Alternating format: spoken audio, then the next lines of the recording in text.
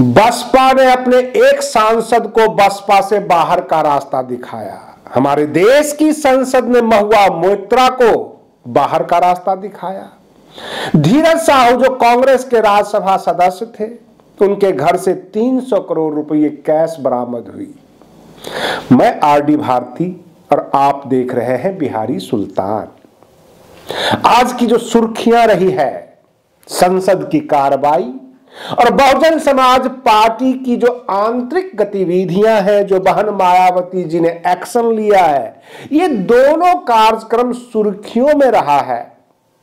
और गोदी मीडिया दिन भर धीरज साहू जो कांग्रेस के राज्यसभा सदस्य थे, झारखंड के थे, ईडी सीबीआई इनकम टैक्स ने छापा मारकर 300 करोड़ रुपए कैश बरामद किया। 3 बैग में ज्वेलरी भी, 10 कमरे खुलना बाकी है और अंदाजा लगाया जा रहा है कि 500 करोड़ तक बरामद होगा।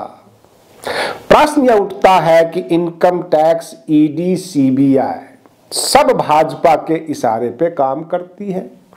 इशारा होता है केंद्र का, काम करती है, लेकिन वो 300 करोड़ रुपये झूठ नहीं है जो दिख रहा है। इसका मतलब भाजपा यानी भारतीय जनता पार्टी जो वर्तमान में सत्ता में है, जो पिछले 70 सालों से कांग्रेस राज करती रही, दोनों ने मिलकर इस देश को लूटा है।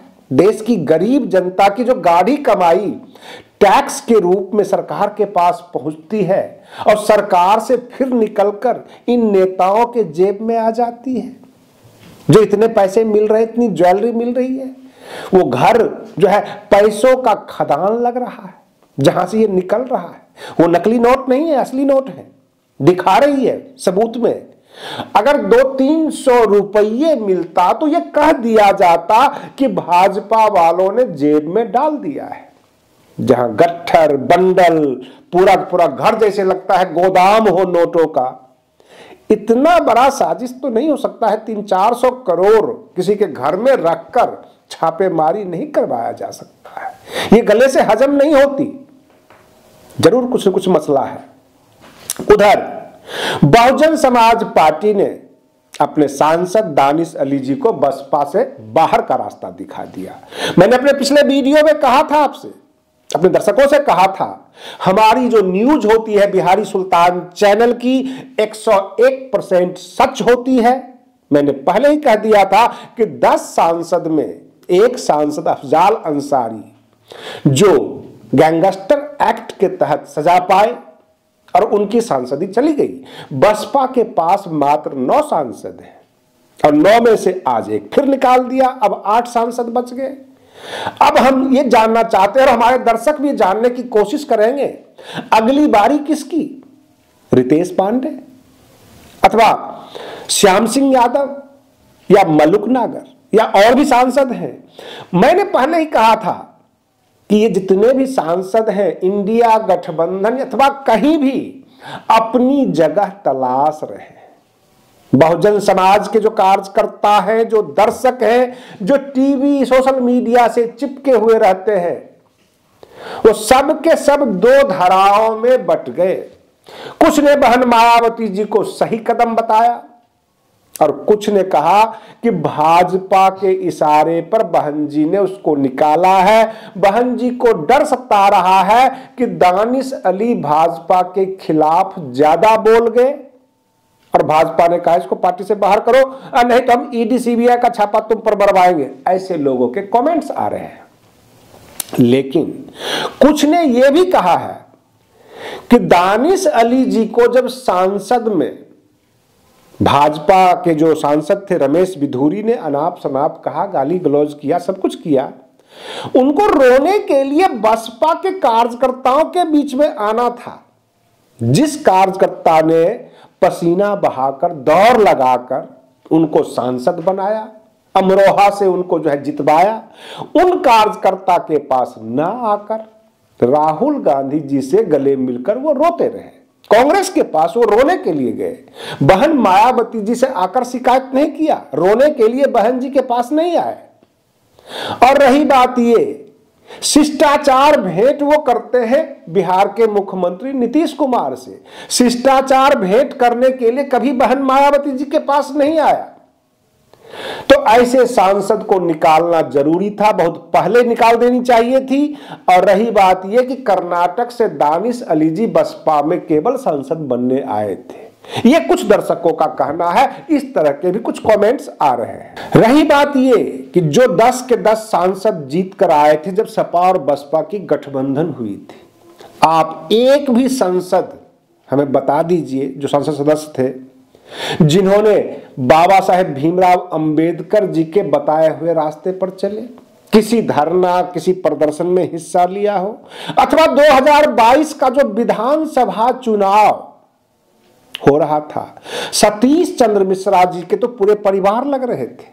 बाकी इन 10 सांसद में कौन कौन से लोग बसपा का झंडा लेकर दौड़ रहे थे और बसपा के लिए वोट मांग रहे थे? ये सांसद बनने आए थे। इनको बहुजन मूवमेंट से कोई लेना देना नहीं था। फिर आलोचना करने वाले ये कहेंगे कि इनको टिकट दिया ही क्यों 10 सांसदों को? तो उस वक्त उस समय की मांग थी, जब लोकसभा चुनाव आएगा तो उस वक्त यह देखा जाता है कि ये लोग चुनाव जीतेंगे, इनके पास पूरा इंफ्रास्ट्रक्चर है, हमारे पास बसपा के कार्यकर्ता है, बसपा की मूवमेंट है, कैडर वोट है और गठबंधन मिला हुआ है। अब जैसे श्याम सिंह यादव हुए अथवा रितेश पांडे जो अंबेडकर नगर से है लेकिन अंबेडकरवादी हैं, सवाल है बसपा के जितने भी सांसद हैं, क्या बहुजन समाज SC ST के लिए किसी मुद्दे पर जाकर धरना प्रदर्शन दिया?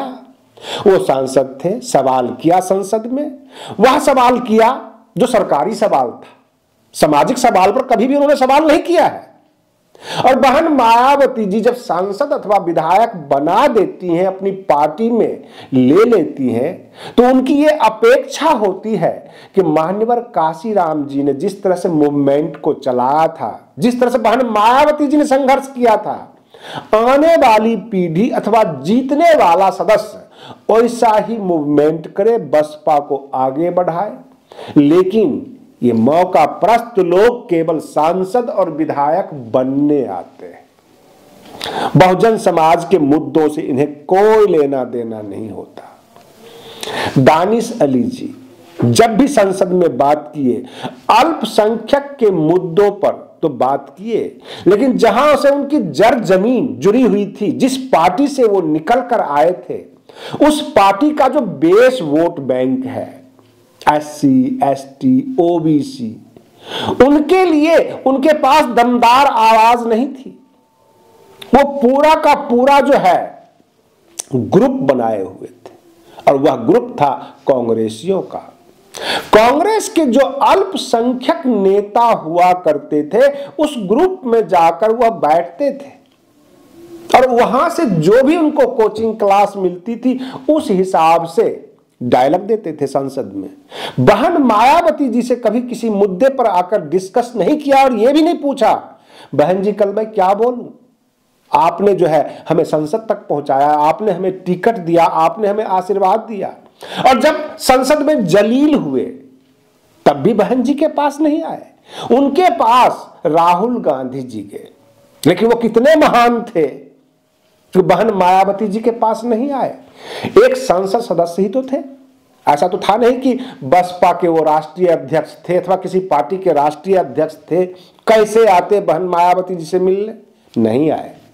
बसपा के कार्यकर्ताओं को आह्वान नहीं किया कि मेरे साथ जलालत हो रही है, जलील किया गया है, भाजपा वालों ने किया है, हम सब मिलकर जवाब दें, हम सड़कों पर उतरे, आओ बसपा वालों, ऐसा नहीं कहा। बस रोते धोते रहे और कांग्रेसी उनके आंसू पोंछते रहे। कहीं वो राजनीति के शिकार तो नहीं हो गए अथवा उनके ऊपर गंदी राजनीति तो नहीं खेली गई जहां से वो बसपा के भी आंखों में खटक गए। और भाजपा से तो उनका झगड़ा हुआ ही था, अब शायद उनका जो अगला ठिकाना होगा वो कांग्रेस होगा, ऐसा आम जनता का अनुमान है। जो लोग कमेंट्स कर रहे हैं वो बता रहे हैं। हम भी अपने दर्शकों से, जो बिहारी सुल्तान चैनल के दर्शक हैं, उनसे ये जानना चाहते हैं दानिश अली जी के साथ जो हुआ जायज हुआ अथवा नाजायज हुआ। और रही बात ये, महुआ मोइत्रा जो सांसद है, महिला सांसद है, वो अडानी के खिलाफ बोलती थी। अडानी के खिलाफ एक और शख्स बोला करते थे जो आम आदमी पार्टी के राज्यसभा सदस्य थे, संजय सिंह। भाजपा ने तो उनको जेल भेज दिया और महुआ मोइत्रा जी को संसद से बाहर ही कर दिया, निष्कासन कर दिया। तो भाजपा नहीं चाहती है कि उनके खिलाफ कोई मुखर होकर बोले और उनका विरोध करे। आज के लिए बस इतना ही। आप बने रहिए बिहारी सुल्तान चैनल पर। हम फिर मिलते हैं अगले वीडियो में। तब तक के लिए धन्यवाद।